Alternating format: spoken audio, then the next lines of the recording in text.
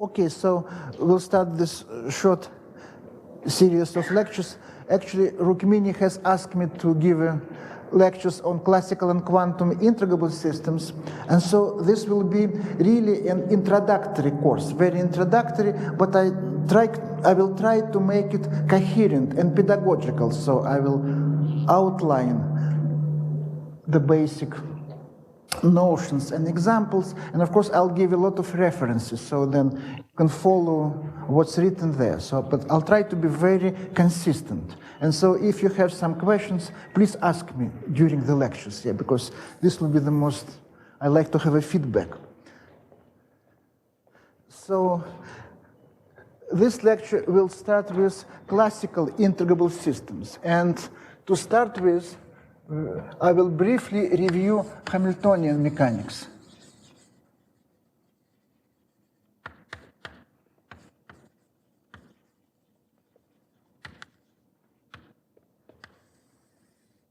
So basically, this is to set notations. So I'd like to set notations and introduce, this will be very kind of basic, and this is well known, but still. So this will be our first part. So we'll start with the notion of a symplectic manifold. Symplectic manifold. This is a smooth manifold M with a symplectic form. So a symplectic manifold is a pair where omega is a two form which is closed and non-degenerate. Omega to the n is not zero on M. So M, so when we discuss mechanics, we consider systems with finitely many degrees of freedom. So M is a smooth manifold, finite dimensional. And so, like in local coordinates, we can write the symplectic form in this way.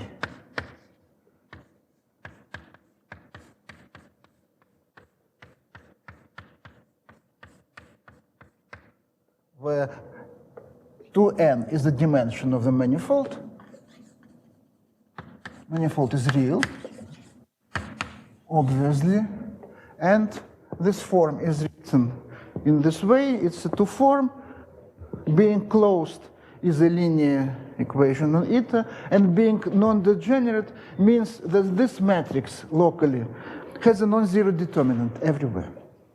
Okay, but of course, from here, from a symplectic form, we pass to Poisson brackets. Poisson brackets, which is, so we consider M, symplectic manifold, as a phase space. Phase space.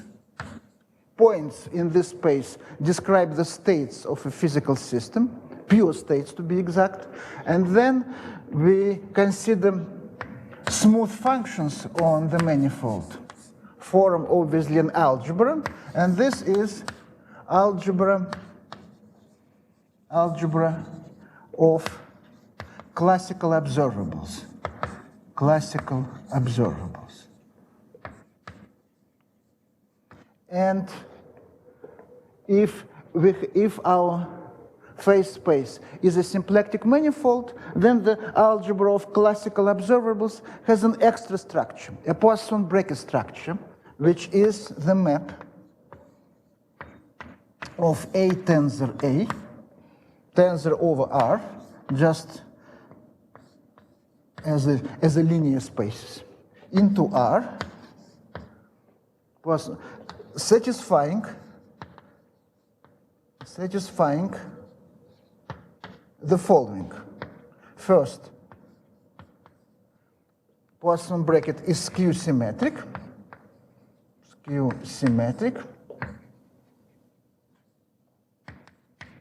Second, satisfies Leibniz rule.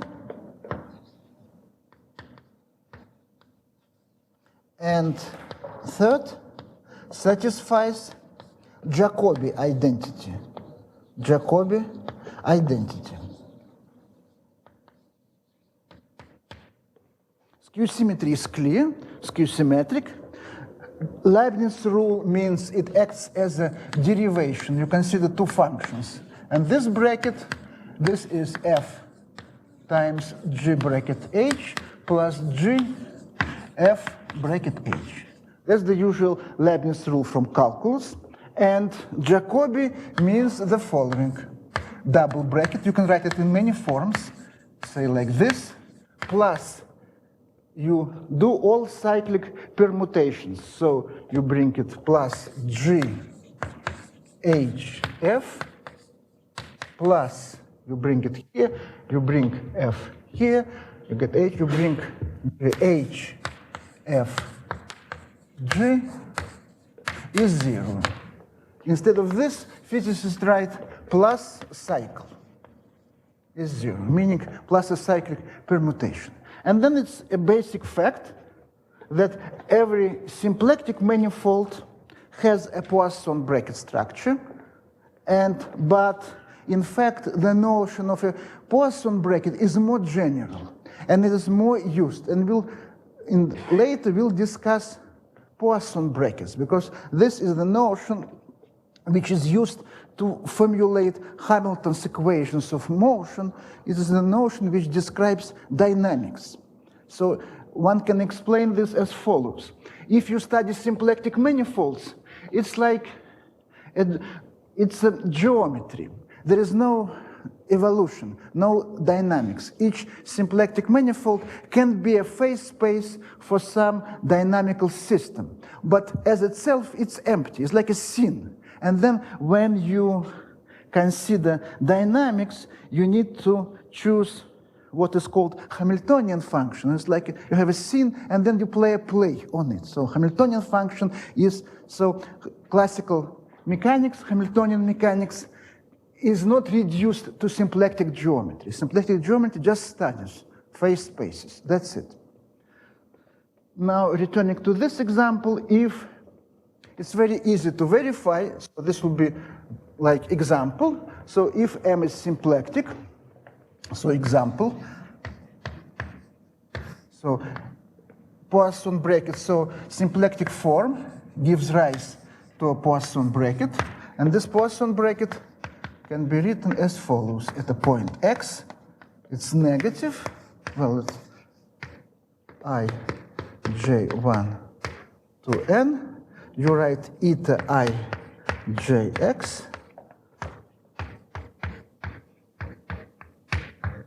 That's the formula written in local coordinates.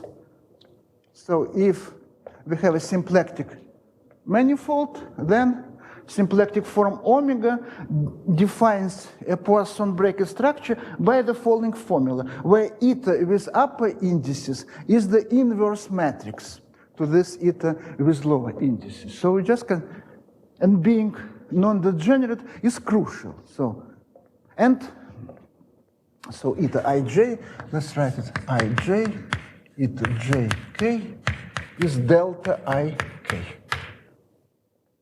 And conversely, this being Leibniz means that every Poisson bracket can be written in this form with some tensor eta ij upper indices. Then Jacobi identity implies nonlinear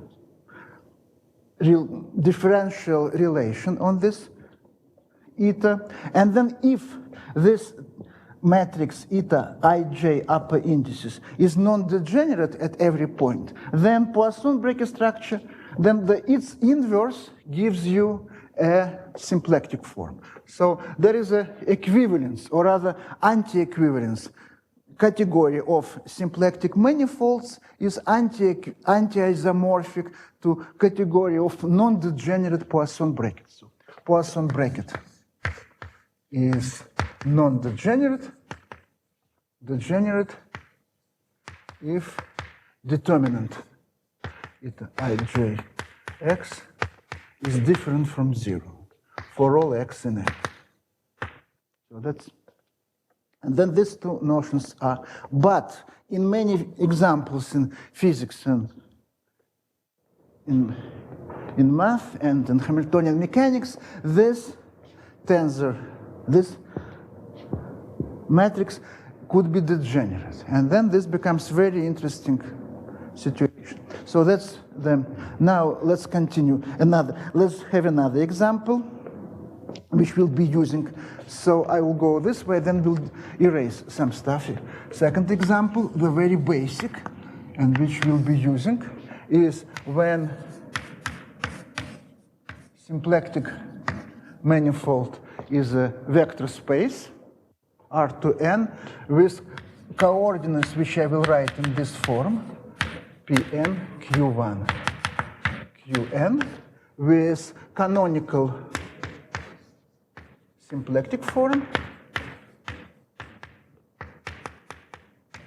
and corresponding Poisson brackets.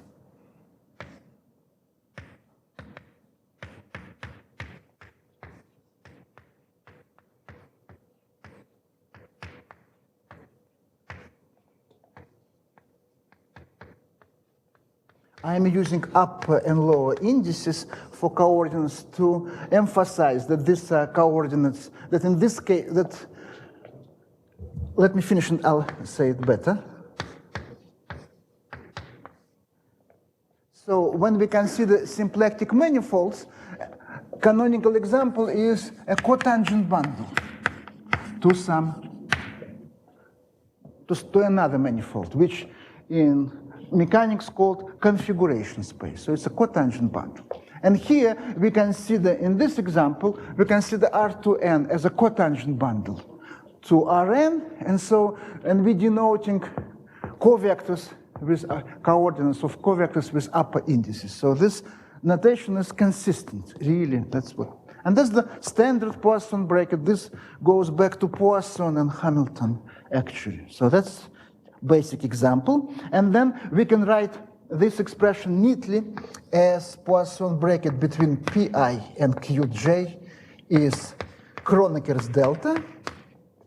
Pi, Pj is 0, and Qi, Qj is 0.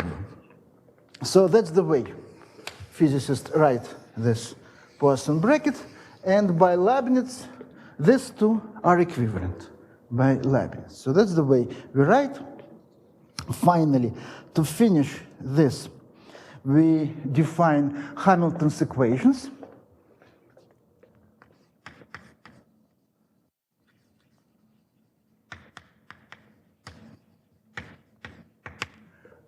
Actually, Hamilton's equations, they describe evolution of any observable. According to Hamilton, if we choose some functions on the phase space, we choose Hamiltonian function.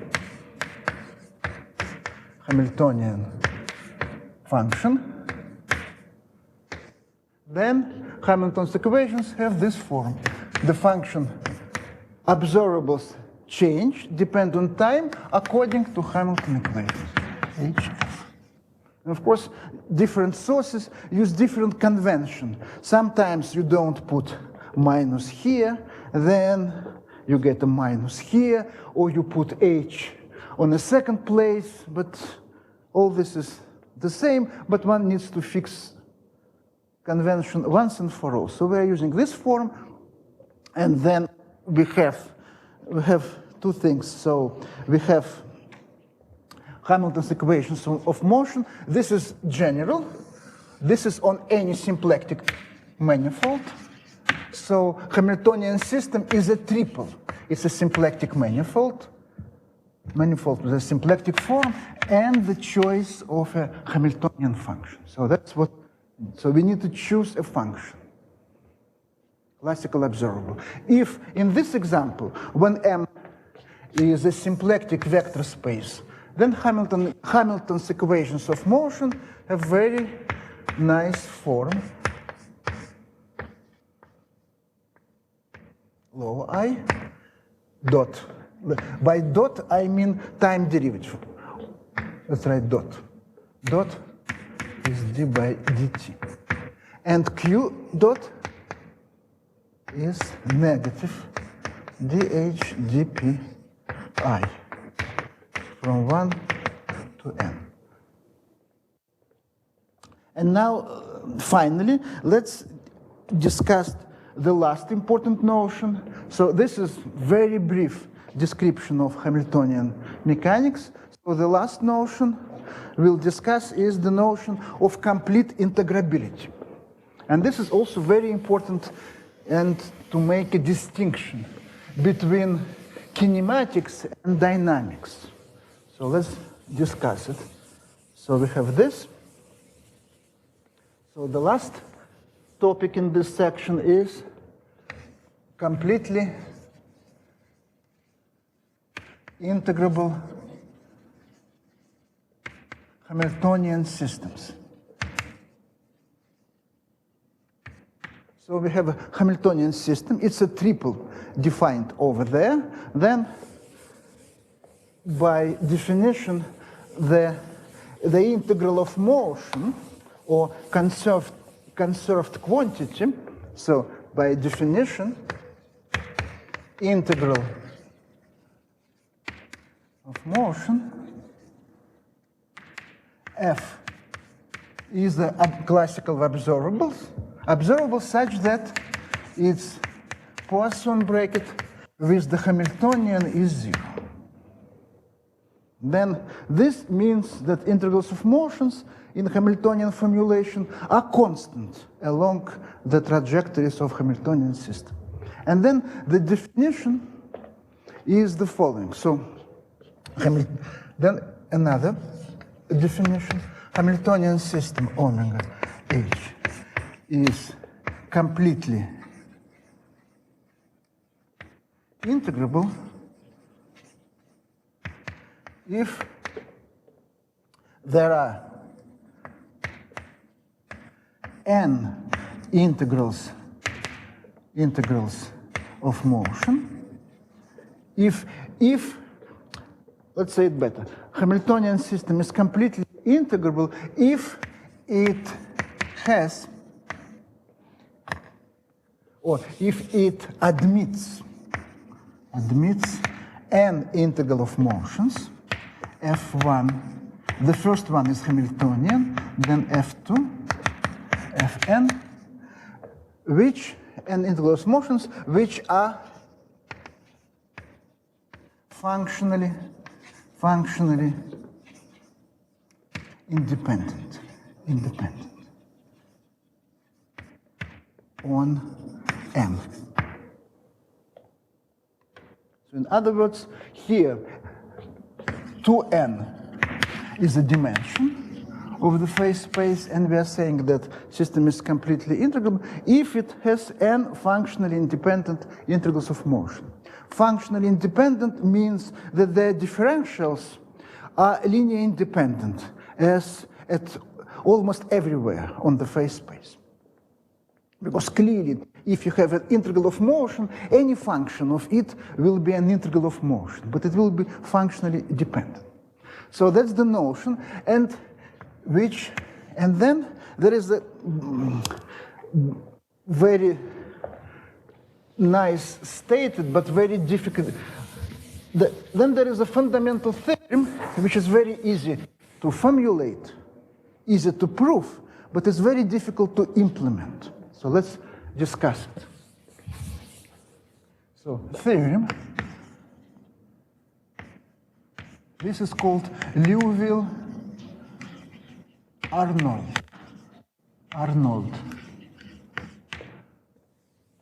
It says that, so let's give it precise formulation, Liouville Arnold theorem. So it says that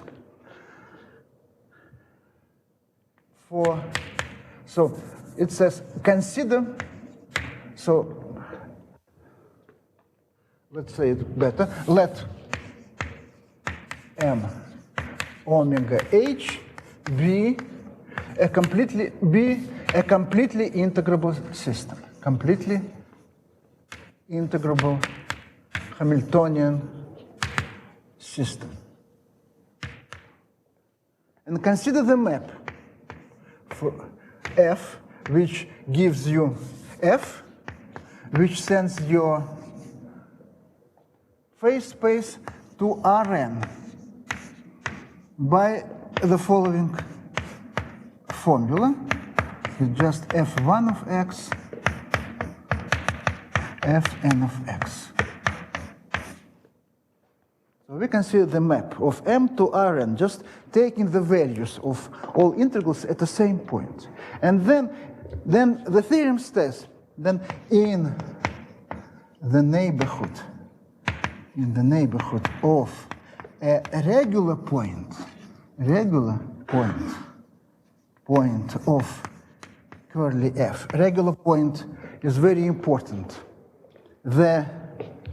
Or rather, let's say it's better, not in the neighborhood, but open neighborhood of a regular point is diffeomorphic to the product of Rn times Tn, where Rn is part which corresponds to the values of the integrals near this point, and Tn are corresponding angles. This is n-dimensional torus. Or to say it in a clear way, it means that locally, so this means that locally, at least locally, near x, there are action angle variables, which, so there are two things. On a symplectic manifold, near any point, one can, by Darboux theorem, one can choose canonical coordinates for the symplectic form on a manifold. And this is a local, this one part. But then this Liouville-Arnold theorem says that choose this Darboux coordinates. These are Darboux coordinates in the neighborhood of a regular point x, Then there is a symplectomorphism, the map. One can choose another coordinates called action angle. I stands for action, phi1, phi n. One can choose another coordinates such that, and that's the essence. So you can choose many canonical coordinates, Darboux coordinates. That's not a big deal. The big deal is that your equations are solved in a very effective way. So then such that there exist coordinates. So these are action variables. They are called action variables. They are non-negative. These are called angle variables. They vary on a circle. Between 0 and 2 pi. Identified, such that Hamiltonian is some function of action variables only. So what is my notation? Is call it H. H is, you see, in classical mechanics, people kind of like to abuse notation. So here I'm abusing. This is H and this is H, but this H means a function. In. So the Hamiltonian depends only on the half of the variables. Therefore, equations of motion, then Hamilton equations become action variables are conserved, and evolution of angles is linear in time. That's the remarkable fact, dH, di, and therefore the angles dependence on time is linear. Phi I 0 plus t, or rather minus, let's write it better, plus t plus t times omega I, where this we call omega I, a kind of frequency. So the equations are completely integrable. The dynamics is linear. And so in these variables, but of course the essence is this map, because it's very easy to construct this part. But what system you get is, so it's like the following. And then all problems in classical mechanics, in Hamiltonian mechanics, are reduced to solve, in some sense, Hamilton's equations of motion. And solution, complete solution, means if the system is really integrable, you find maximum number of conserved quantities, but these conserved quantities are not enough. We need to find, to simplify, to solve equations of motion. And this is a solution. The Liouville-Arnold theorem says that there exists such map, but how to construct it, and for a given Hamiltonian system, how to find this map, this canonical, in physics you call it not a symplectomorphism, you call it canonical transformation. Canonical transformation to action angle variables, that's the main problem of classical mechanics. And this, why these action angle variables are so nice, this, because if in the very old formulation of quantum mechanics, which goes to Bohr when you use periodic orbits, then they were using action angle variables. Later it was replaced by modern formulation, but the old, it was called old quantum theory, which goes back to Bohr and Born, Sommerfeld. You use action angle variables were crucial to get the exact spectrum of the hydrogen atom and other things using this. Of course, later it was done differently. Sometimes I will make these remarks which are not really important, just to explain some things. So that's the situation.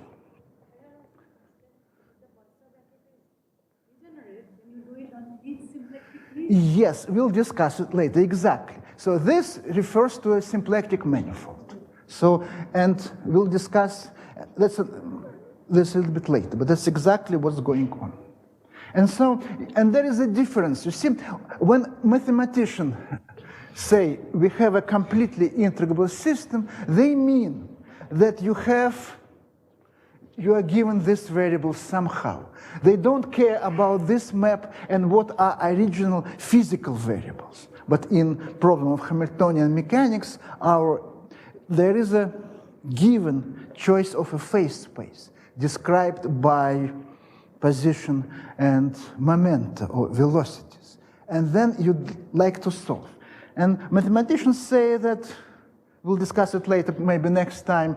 And the most abstract example is what is called Hitchin integrable system. When you get action variables, you get angle variables, they are coordinates on tori, on abelian varieties for some, or in many cases, Jacobian varieties of some algebraic curves. You have this, but you don't have equations. You are solving. So you know a set of solutions without equations. So here we are doing it, we'll be doing it old-fashioned way, where we'll be solving equations and then get this variable. But of course, you can write a list of solutions and try to find equations for which they are solutions. That's okay, so that's the general setup. And now let me give you two more things which really people don't discuss in math. First, the trivial example, like the zeros example of this completely integrable Hamiltonian system is the following. It's completely trivial. It's just first year, basically it's first year calculus.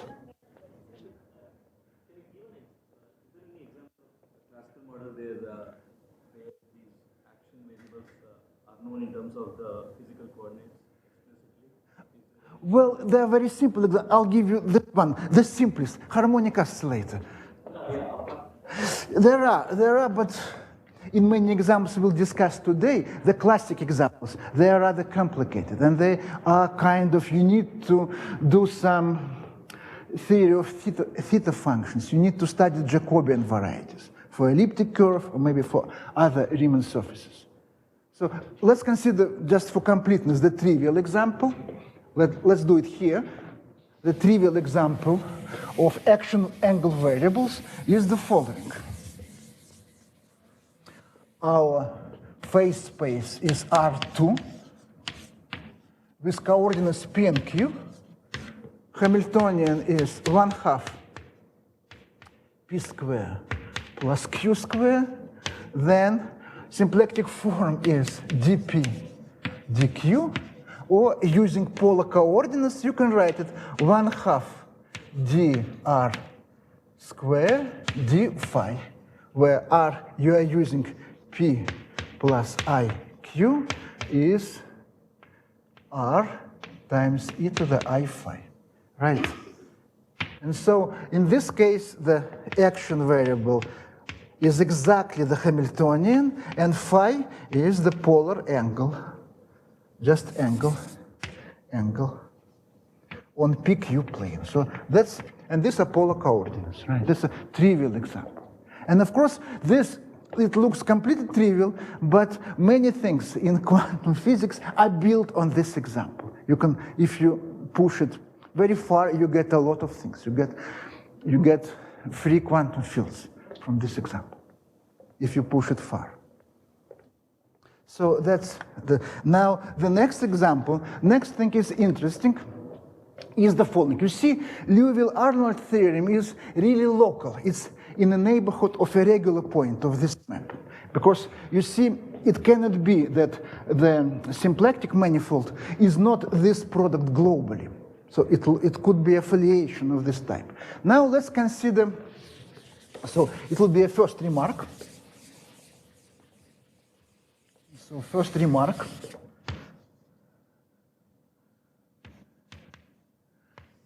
So suppose that our manifold is R to N, and we really have this map.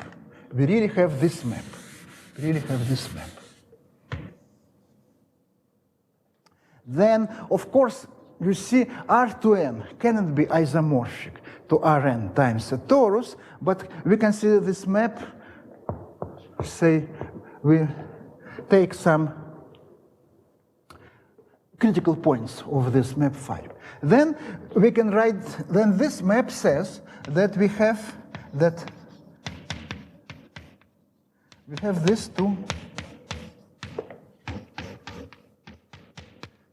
We have, in other words, we have two canonical coordinates for we have two sets of Darboux coordinates for a given symplectic form, for canonical symplectic form here, it and here.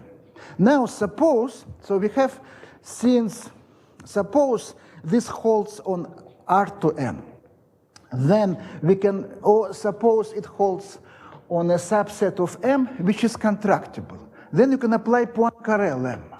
Then, by Poincaré lemma, there is a function, just a function f on Rn, on R to N, such that so we have difference of these two forms is 0, you take D. So let me say it better, because this is what is very important. And this is what people use in many places nowadays. So we have this equality. We can write this as D of Pi dQi minus II, say d phi I is 0. Now, what I'm saying that we have a closed one form on, not on the whole R to N, but on a submanifold. Suppose that this submanifold is contractible. then by Poincaré lemma, this implies that there exists a function f such that this difference, pi I dqi minus ii d phi I, is df, is exact differential. This line of thought goes back to Poincaré. He was first doing this. So instead of considering symplectomorphism, which is a map of R to N to some another 2n dimensional space, for symplectomorphism, you need to choose 2n functions. But in fact, you can choose only one. And this function, and then of course one needs to choose which set of coordinates to use. And there are different such function f exists, and such function f is called generating function of a canonical transformation. So to define, to construct this symplectomorphism, we need to find one very powerful function. This is a generating function of a canonical transformation. And you see, we have here two sets of variables. These are kind of old, so let's call them old, and let's call this new. And when you're discussing symplectomorphisms, you express new in terms of old, or vice versa. When you discuss canonical transformation, you mix, you have half of the variables are old, and half of them are new. And then you can express the other variables through partial derivatives of f by calculus. So I don't know whether you see it here, but can I go over there? Or it's not visible, yeah, okay.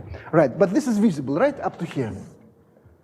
Okay, so now, then, and this is very important, if we choose that f, say, depends only on qi, so suppose f, like in my example, I am choosing f depends only on old and new coordinates. Suppose you can find such a function.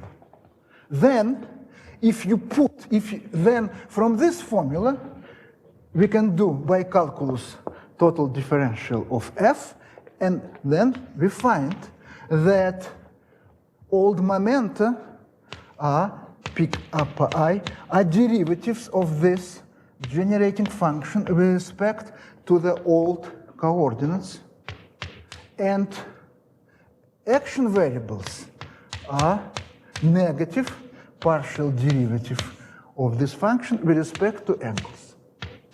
And this is a remarkable formula, because if existence, or if you have a function capital F by this, in this form, and if you define pi and ii by these formulas, then this map is a symplectomorphism. So that's the powerful thing of course, this is all local. One should be very careful, but this was Poincaré line of thought. And people use it in mechanics, but as far as I know, people don't use it in symplectic geometry, because this is a more refined structure. And another remark is quite interesting. Then in some supersymmetric gauge theories, there are certain limits of some things called superpotential, and when you do the reduction, which is called Nekrasov-Shatashvili theory, you get these generating functions for some classical integrable systems. You get them as a very complicated reduction of some n equals 2 or n equals 4 supersymmetric gauge theory. So there is this remarkable and rather mysterious connection. So this function really is fundamental. So that was a remark. And another remark. Maybe you mentioned by Darboux coordinates, you mean where eta ij is equal to this canonical zero? Yeah, exactly. And by Darboux theorem, this is always true locally. Yeah. So you have Darboux coordinates for both the new and the old. Yes. And you are finding, yeah. Yes. Okay, and another example. function, I mean, it's not from the whole of R2N. Yes, it's not on the whole. Only from some. Right, and that's why it's subtle. That's why it is subtle, exactly. Because from the whole, R to N can be a product of Rn times n-dimensional terms. For example, in this case, it will be not really from R to N. Yes, yes. Right. It's, let me call it R to N, well, star. Well, you remove critical sets, some critical points of this map. So this is subtle. So I'm just giving this as a formal derivation. And this is exactly, if you check Poincaré lectures on Celestian mechanics, old book, that's his notation. I'm just using his notation. But of course, geometrically, this is very subtle and not investigated completely from this point of view, at least as far as I know. And another example, which says that having two sets of variables is not really enough. One needs to find a generating function or symplectomorphism. Last remark, which is from totally different subject. Another remark, you consider Riemann surfaces. You consider Riemann surfaces, say, of genus, say, genus G greater than 1. You consider its Teichmüller space. T of G is the Teichmüller space. Teichmüller space.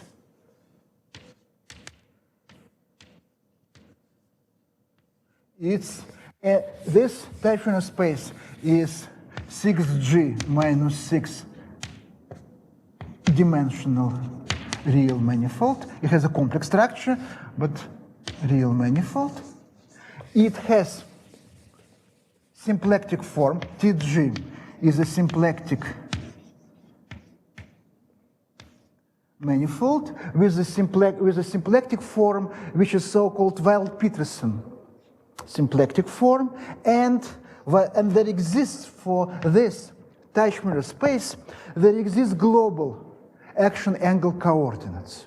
Then this is written I from 1 to 3G minus 3 dLi d theta I, where this Li and theta I are what is called Fenchel-Nielsen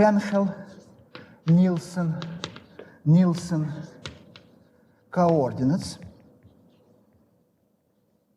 where L are the lengths, Li are all non-negative, and theta I are hyperbolic angles. They are real. They are no longer between 0 and 2 pi, but they are theta I are real. And to get these coordinates, you use Pant decomposition of your Riemann surface, and then you get the lengths of corresponding closed geodesics, and these are the twists, and this is what you use in string theory and many other things in pure math, of course, yeah.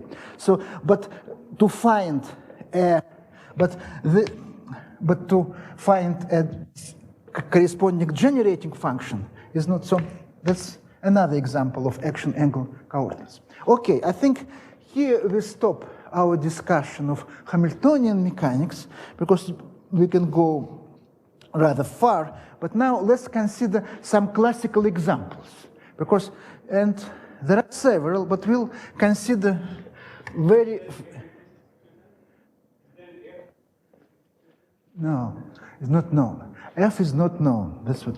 But then you see here, of course, you can introduce standard Darboux coordinates near every point, but these are global, and then this F is not really known. Now let's consider. So this finishes the first part. The second part will be examples. So this will be the famous classic example, which is rather neglected nowadays. So when we discuss classical mechanics, we usually consider the particles in a potential field. The classic famous problem is 3 particles, 3 body problem. interacting by Newtonian potential, which is not completely integrable. Two-body problem is completely integrable. If you consider Newtonian potential, you can find action angle variables for a particle in Newtonian potential. It's kind of elementary, but not trivial. And you can use these action angle variables to get the spectrum of hydrogen atom, as Max Born did long ago. But another famous example, which has the same level of complexity as a three-body problem, is rotation of the rigid body, rotation of the heavy rigid body. And we'll just consider this for illustration purposes, because this example, this example is rotation of a heavy rigid body. This was the famous problem in mechanics in 18th, 19th century. Then it was neglected somehow, but there are many interesting things still which needs to be understood properly. So instead of doing well-known examples, we'll do this, which is kind of a little bit exotic, but it's very interesting. So, and we'll see how these things apply.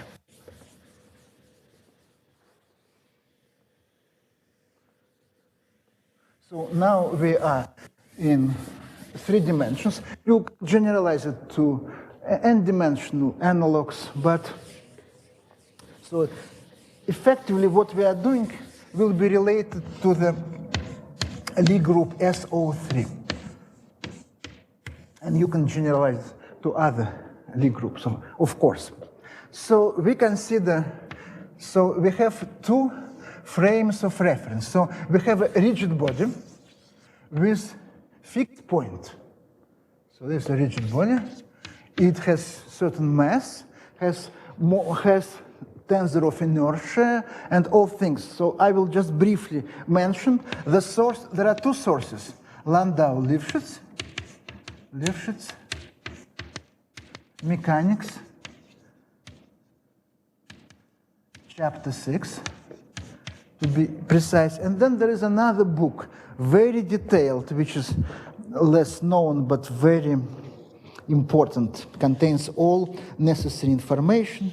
This book is, let me see, where is this book?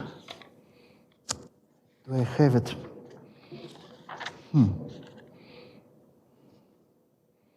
Oh, here. There is another book which I mentioned. Another book is by Golubev. It's called, has a long title, but it's called Lectures on Integration.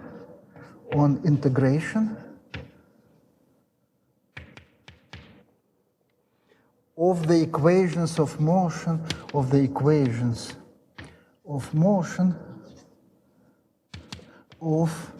a rigid body. This is published in English in Moscow, 1952. So it's really very old. But that's the source. So we have this rigid body, and then we have 2 system of coordinates, 2 reference frames. They both have the origin at the fixed point. So this O is a fixed point,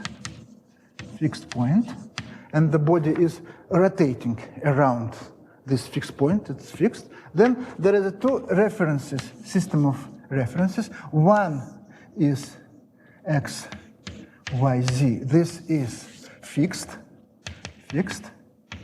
Then Z goes down, and the force of gravity acts down. And then this is fixed system of reference. And then there is a moving system of reference called X, Y, Z. Moving system of reference, it moves with the body around the same origin, and this is such that this X, Y, Z are along along principal axis of inertia.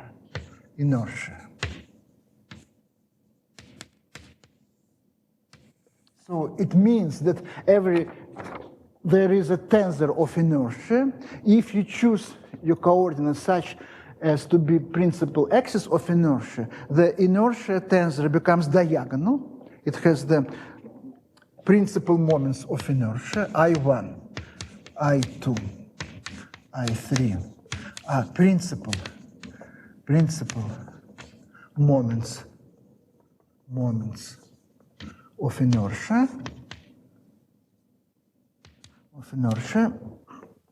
Then you get the key property is L, vector L, is angular momentum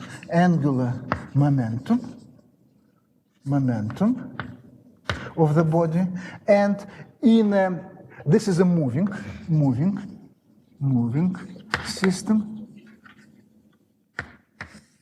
system, and this is fixed system. Then angular momentum in moving system, its component L has a component L1, L2, L3, and components Li is inertia tensor, is principal moments of inertia times omega I, where omega is angular velocity. So the body has angular velocity omega. This is angular velocity, and this is angular momentum. So angular, in this moving reference frame, angular velocity and angular momentum are related by a very simple formula. And then you have two more things, and I'll just write down equation of motion. I will not derive them, but they were derived by Euler a long time ago. So then we have another important ingredient is T, which is kinetic energy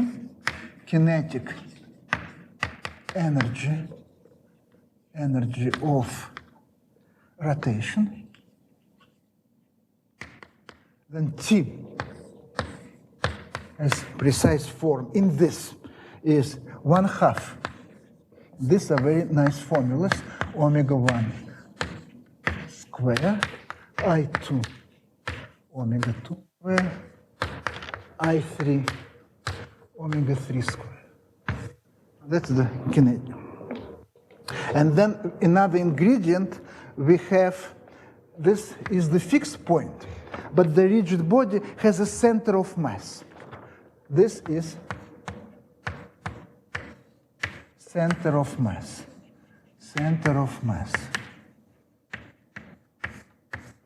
And then we have R0, X0,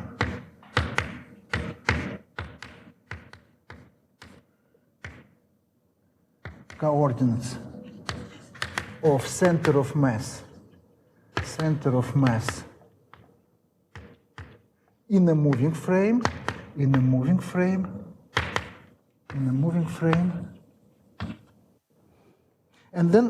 and finally we have the force of gravity. We are using the uniform gravity field, which is Fz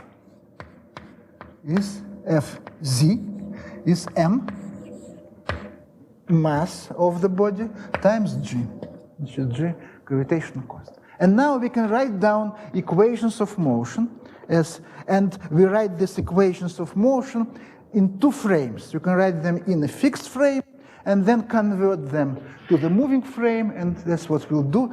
Then equation of motion in the moving frame is the following. So we'll just keep it.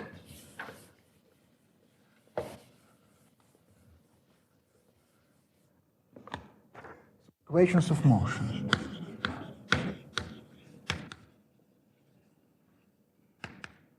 In a moving frame.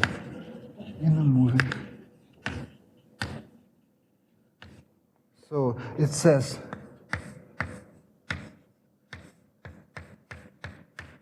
plus omega cross product with angular momentum is exactly mg, coordinates of center of mass, cross product with gamma. And we need to describe what gamma is. There is a relation between two systems, between fixed and moving. You have this vector, unit vector in z direction, can be decomposed in terms of unit vector in the moving frame. And then you use cosines, because basically all of them have length 1, this has length 1, this has length 1. Then you introduce a vector, gamma is the following vector, gamma 1, gamma 2, gamma 3, where gamma 1 is a dot product of this vector and x unit vector.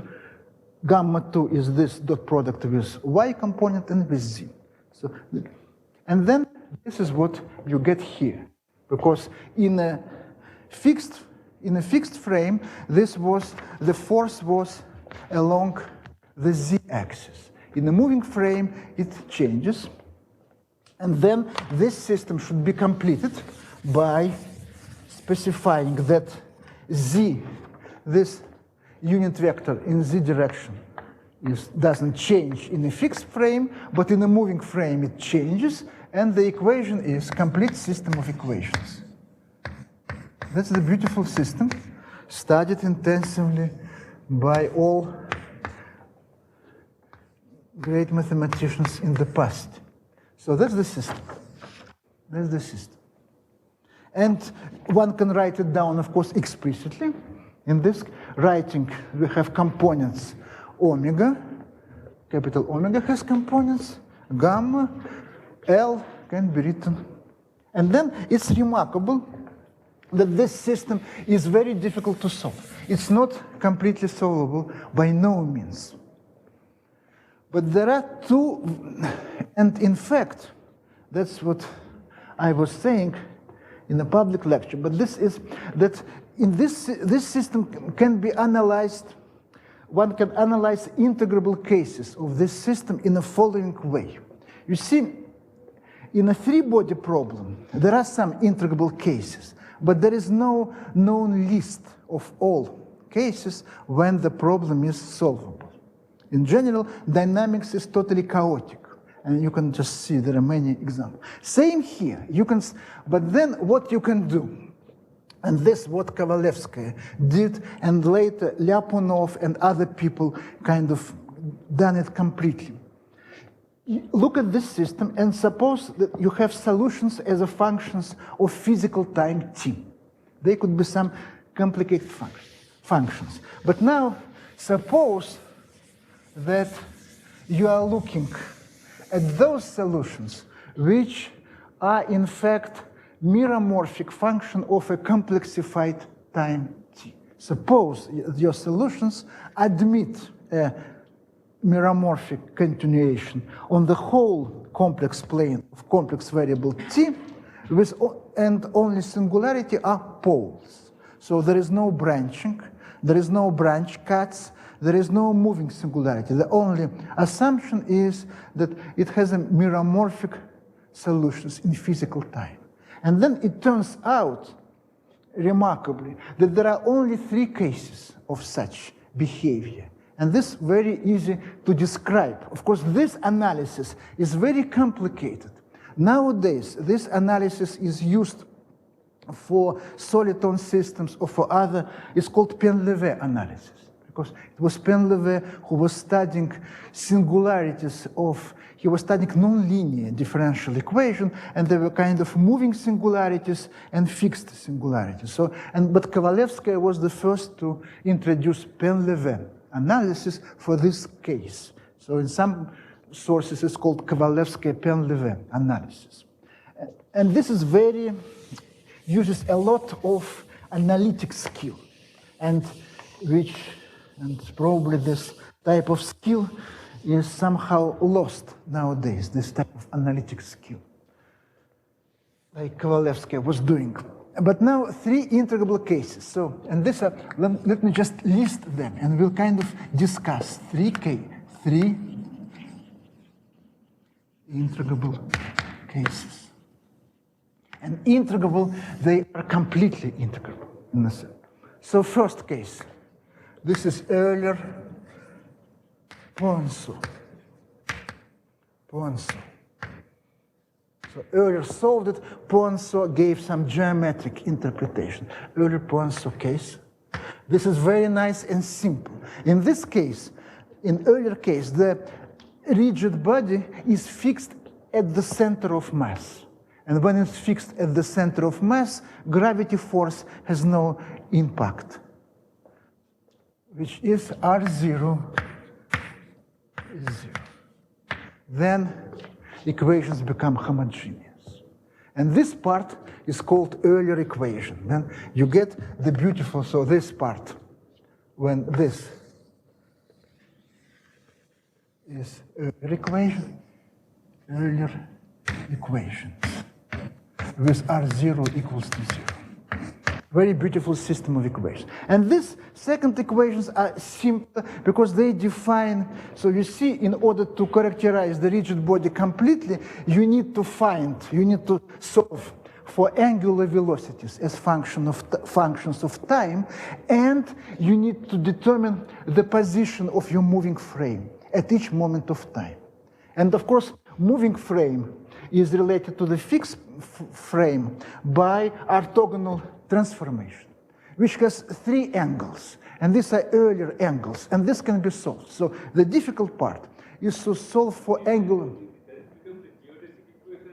Yes, but we are not discussing it. We are doing it classically, right? But you need to solve it anyway. This becomes, but one needs to solve it. That's right. This becomes geodesic equation. What I'm saying is that you can solve for determine position of a moving system also.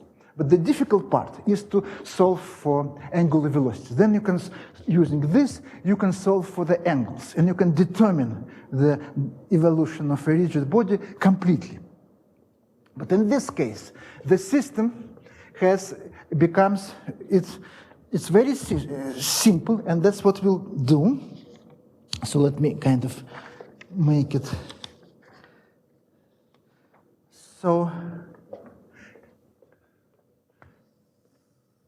that's the first case, which we'll do in a Hamiltonian way. So, of course, let's rewrite these Euler equations, in fact. So we are using, so let's use,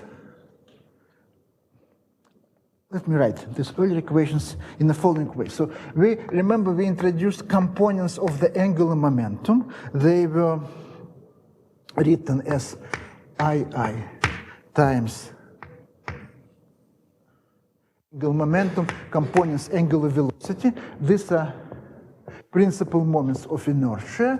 Then in terms, let's rewrite this equation in terms of components of angular momentum. Then this becomes the following very symmetric and nice system.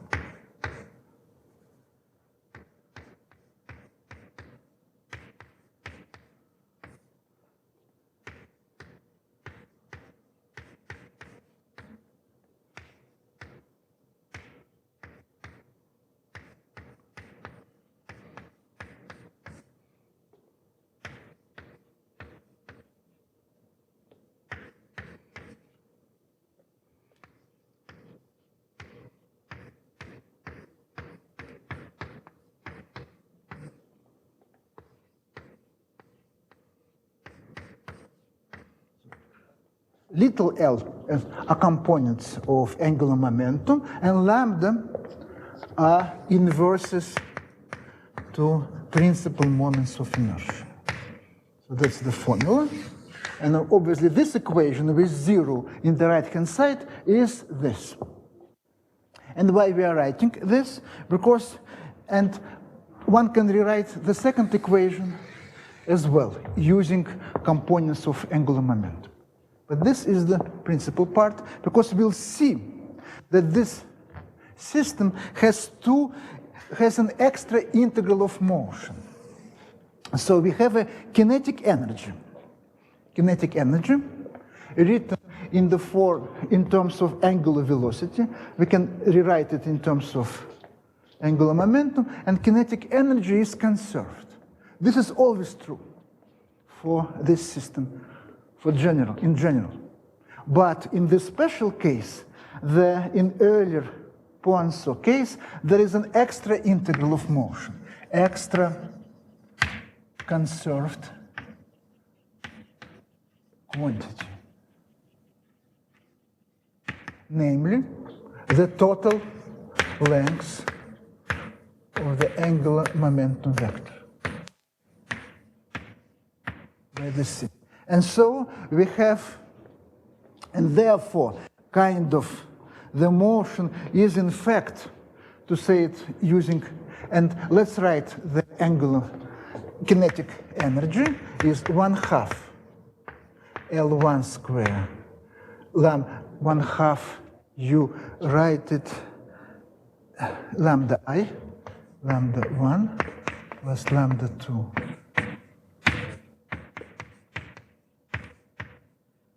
And assuming that all principal moments of inertia are different, we have kind of think that this is one quadratic equation. This is another quadric. And so the motion is somewhat on the intersection of two quadrics, which is an elliptic curve. So this is the hint. Of course, earlier didn't know that solution can be obtained using elliptic functions. He just integrated this using elliptic functions.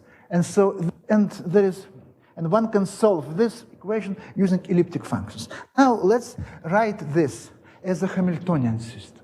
Because in order to talk about complete integrability of the motion of a heavy rigid body in special cases, one needs to rewrite these equations in a Hamiltonian form. And the Hamiltonian form is kind of nice. It was not discussed by Euler or Kovalevskaya, but it's not in the Golubov's book, but it's very useful to describe. So Hamiltonian form is the following. And this will be an example of a degenerate Poisson bracket. So we consider the space. The space will be R6 with coordinates. Let me write it carefully. So this is a Hamiltonian formulation. This is a Hamiltonian formulation. M is R6 with coordinates, very simple ones, components of angular momentum and gamma. Treat them as independent variables, but Poisson brackets are not on R6. Poisson brackets have the very nice form. Li Lj is negative epsilon I jk Lk. L gamma, Poisson bracket between L and gamma, is given by this. Gamma k. And gamma Poisson commute. That's the Poisson bracket. One should verify that it satisfies Jacobi. So that defines the Poisson bracket structure on this. Epsilon is a totally antisymmetric tensor. So epsilon is skew-symmetric, epsilon 1, 2, 3 is 1.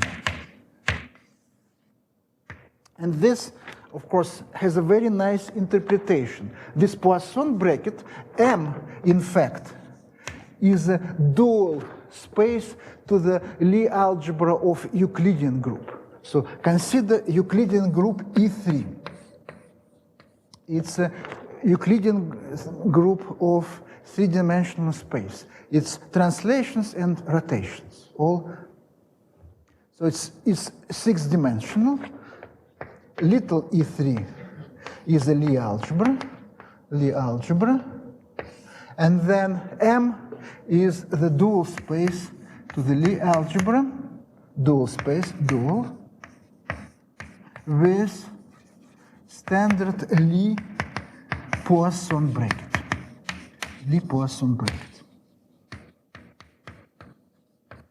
So this is another basic fact from Lie algebra theory, that if you take a Lie algebra, then its dual space always carries a Poisson bracket structure, where you define Poisson bracket as a Lie bracket, basically. So, but you need to go to the dual space. Probably I will not explain this, but I will just say that this is the Lie Poisson bracket for this group. And then one can define the Hamiltonian. So we have this. Then the Hamiltonian would be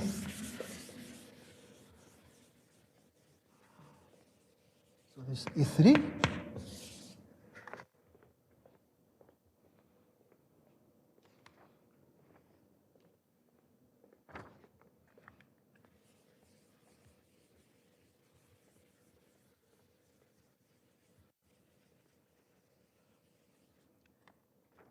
Now the Hamiltonian will be kinetic energy minus this m g, and here you get dot product r naught times gamma.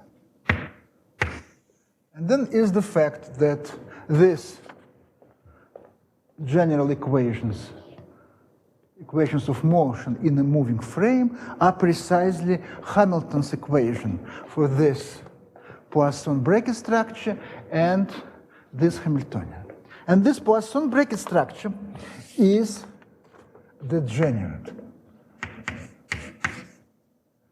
This Poisson bracket structure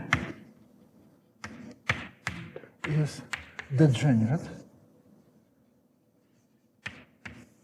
Namely, it means that Poisson structure is when Poisson structure is degenerate on a manifold, it means that there are functions which have zero Poisson brackets with any other functions. In other words, Poisson bracket has a center. Sometimes it's called annulator. So, or some people call them Casimirs. So there are functions which Poisson commute, and these functions, it's kind of, and so this, to be precise, there is the following statement. The subspace, consider the all functions on R6. Then the functions which Poisson commute with all other. Then the center of this bracket is a linear subspace which consists of all functions of two particular functions called Casimirs. One, then the center, Z, center, is all functions, all, say, functions, let me write it, functions of two functions, C1 and C2, Casimirs, where C1 is gamma, length is gamma, C1 is gamma 1 square plus gamma 2 square plus gamma 3 square, and C2 is L1 gamma 1 plus L2 gamma 2 plus L3 gamma 3. So this is the length of gamma. This is the dot product, L gamma. It's very easy to see that L is, this is a subalgebra of rotational group, and gamma, L rotates vector gamma. So the length is preserved, and the inner product is preserved, trivially. And therefore, any functions of these two belongs to the center. And then it's very easy to describe the symplectic leaves. If we have a Poisson manifold with degenerate Poisson bracket, then this manifold is foliated by symplectic leaves, submanifolds on which Poisson bracket is non-degenerate. And the symplectic leaves have its own, each leaf they have all even dimension and have different symplectic structures. So it could be very complicated. But in this case, it's very nice. And in this, and remember, this refers, all this refers to the general case. There is no special things so far. All this refers to the general case. So, and then from this gamma, which is, in fact, then symplectic leaves. So we put, of course, this gamma square to be 1, because we started in this system. The gamma consists of dot products of z vector with components of the moving frame, so it has length 1. And then this, we call, this is also, this is L, second Casimir, second function, L dot gamma, let's call it L. This is a component of the angular momentum in the z direction. It's also conserved. So we have two trivially conserved quantities, just which reflect the fact that force of gravity acts in z direction. Therefore, the length of this is conserved, and the angular momentum is conserved. We have this. This is, put this one. Suppose this is, and they have a name. This integral, when it's one, it's called Poisson sphere, and this is called area integral. It's like old-fashioned terminology. And now we can, it's the symplectic leaves of these Poisson brackets are very nice. They are, well, of course, they have dimension. This is dimension 6, so symplectic leaves may have dimension 4, 2, and 0. Well, 0 is not interesting, 2 is degenerate. Dimension 4 is when this is non-zero, equals to 1, and this second Casimir is also non-zero. Well, even this equals to 1 is sufficient. The symplectic leaves, let's write it here, because it's very nice. Symplectic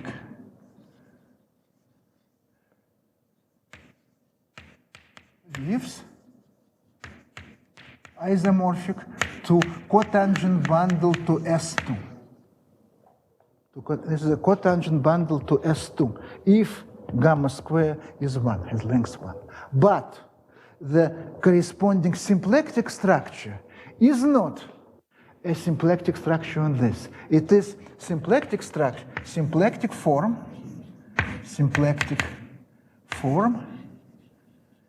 equals to standard symplectic form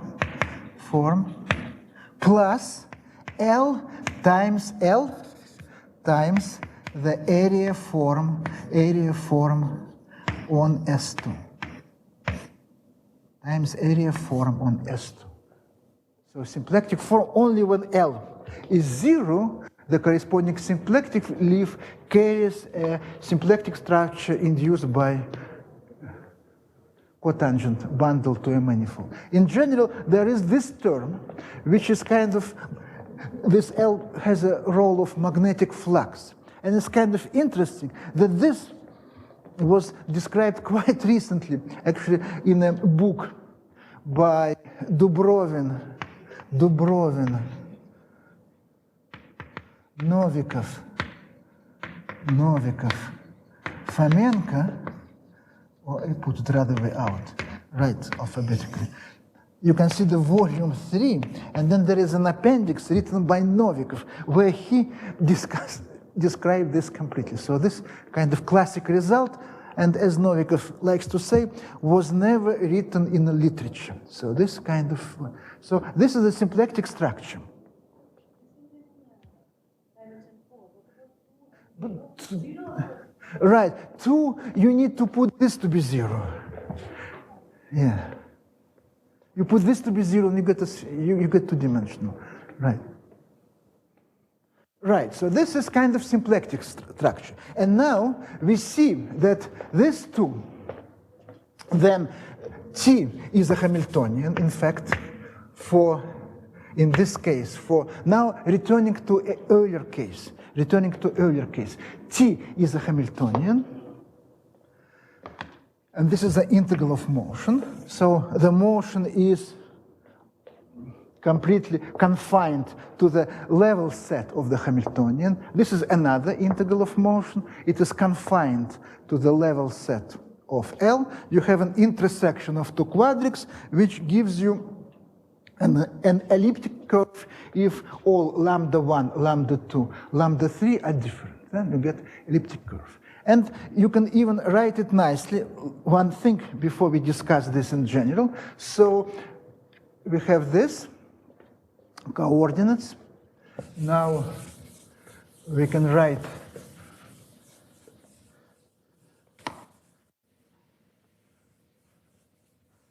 we have this. Then using this, so we have intersection of two quadrics, and it's kind of remarkable so that we have intersection of two quadrics.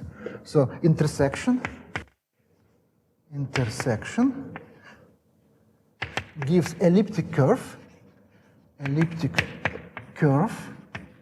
E, call it.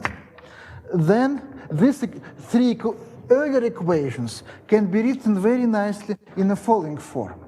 This is, let's write them, dl1 over lambda 2 minus lambda 3, L2, L3 equals to dl2 lambda 3, lambda 1, L2, L3 equals to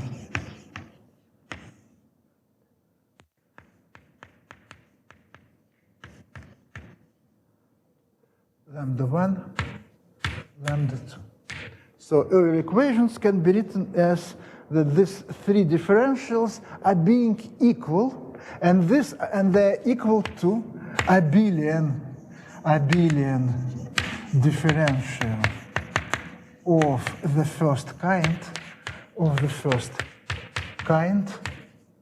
on elliptic curve E.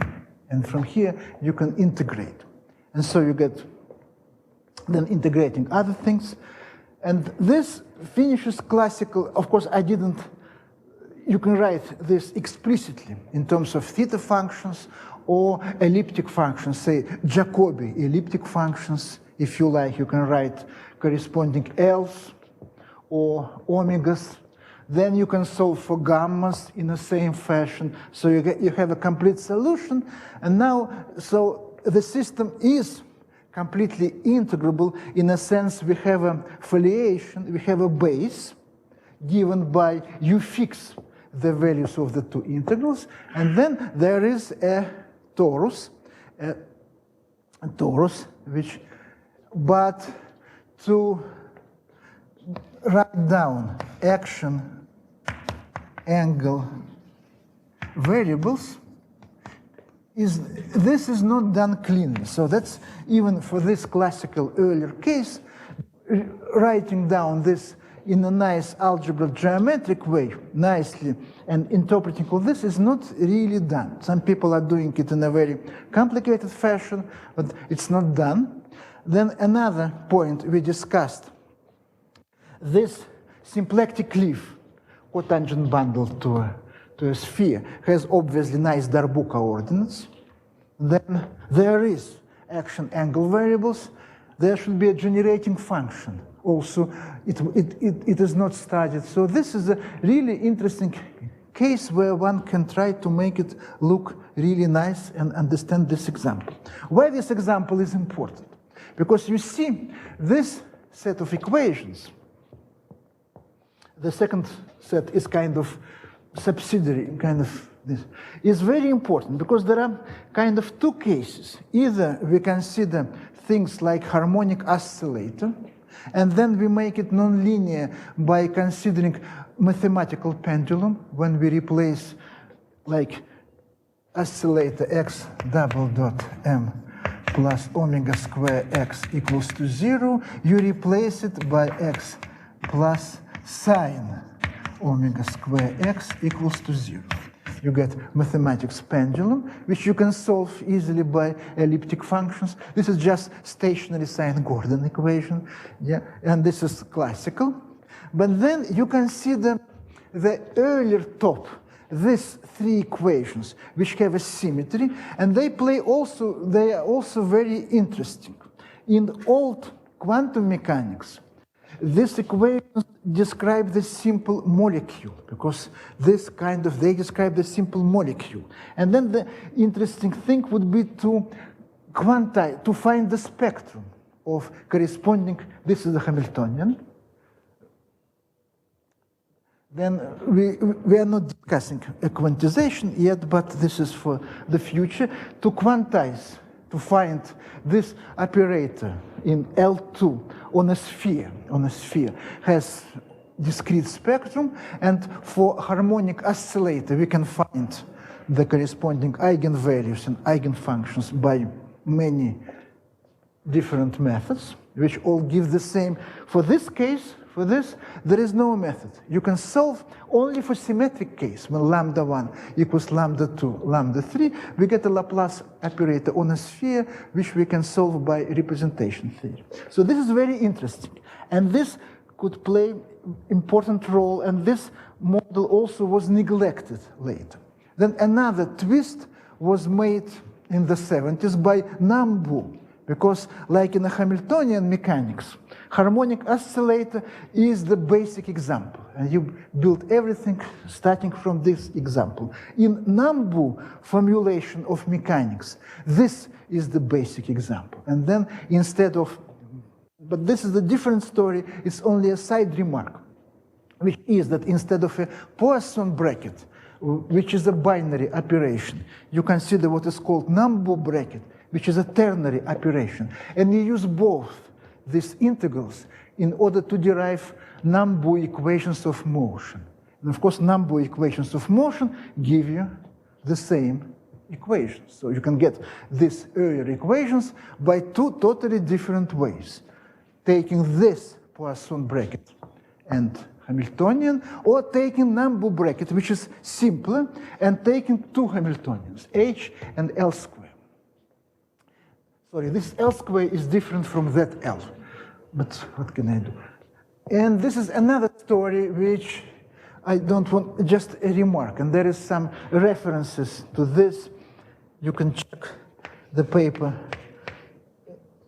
94 I wrote in CMP about this. But so this is really very interesting example. So it's not completely done in a sense up to in aesthetic way. So of course there are formulas for everything, but the interpretation using nice geometric interpretation is lacking. And there are two other examples which I just mentioned, maybe because so this is the simplest case, Euler Poisson. No, this is the spinning top. That's the simplest. This is the Euler top. That's the simplest. When there is gravity plays no role, because gravity plays no role. And that's what Nambu proposed, because there are three variables like model for quarks, or that's was his original motivation. Now we have like a couple of minutes, so I'll just mention. Maybe we can say a little bit more next time, but just two more examples. So Euler case is the cleanest, because everything is pure geometry, and it should be done in this way, because it's very, but it hasn't. Now the second, so that's the first case. The second case is more special. The second case is second case. So I'll just, my second case is Lagrange Poisson case.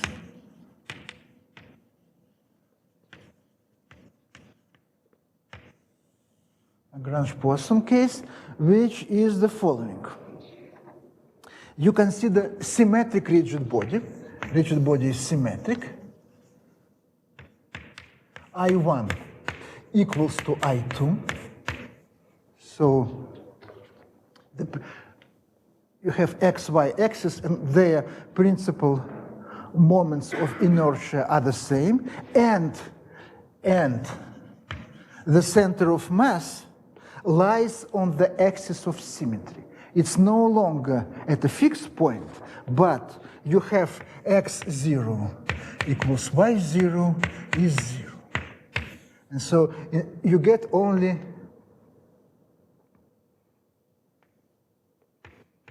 so that's very special case, which also was discovered by Lagrange long time ago, and then Kovalevskaya analysis gives this case as well. And then in this case, there is a second integral. Second integral is L3 is equals to L3. Because if you write down these equations of motion, you see there is a dot product. There is a dot product here. And then from these equations of motion, it becomes clear that L3 is conserved. That L3 is conserved. So L3 is an extra integral. Extra integral equals to L3. In other words,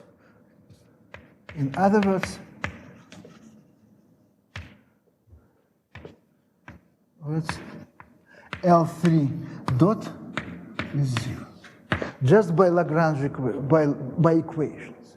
And therefore, you see now we have two integrals of motion. One is the Hamiltonian, which you can change. Hamiltonian will be different. You add minus mg r naught gamma naught dot product. You have this Hamiltonian and this integral. And again, they define an elliptic curve. So again, solution is given in terms of Jacobi theta functions. But still here, geometric analysis is totally lacking. Then some people were writing kind of action angle variables, but it's not really done in a nice form. And there is no, because in all these cases, you see, it's very easy when you have some foliation by tori to get an integrable system. But this is, you need to come from these equations to that foliation of tori. And lastly, there is a Kovalevskaya case, which is very beautiful, but I will maybe spend 5-10 minutes next time just to finish this line, and then we'll move on. So I think it's time to stop.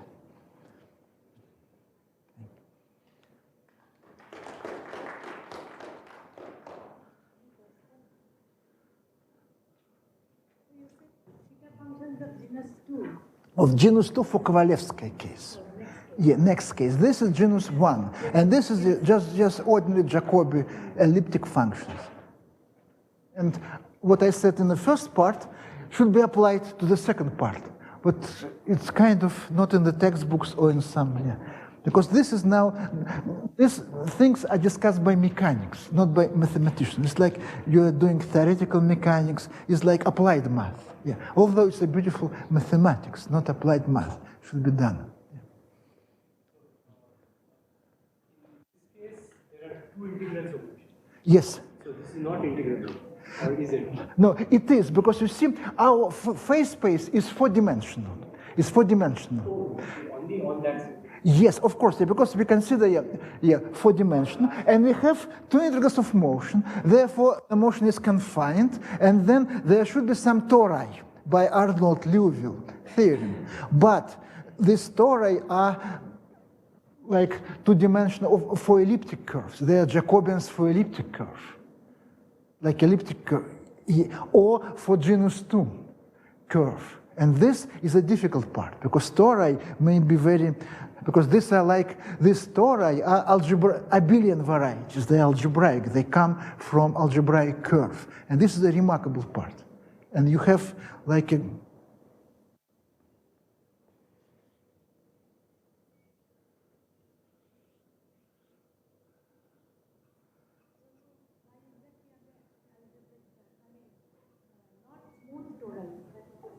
no, they are smooth, but they, you see, well, if in general we have n-dimensional torus, it's not a Jacobian of, in general, it's not a Jacobian of a Riemann surface.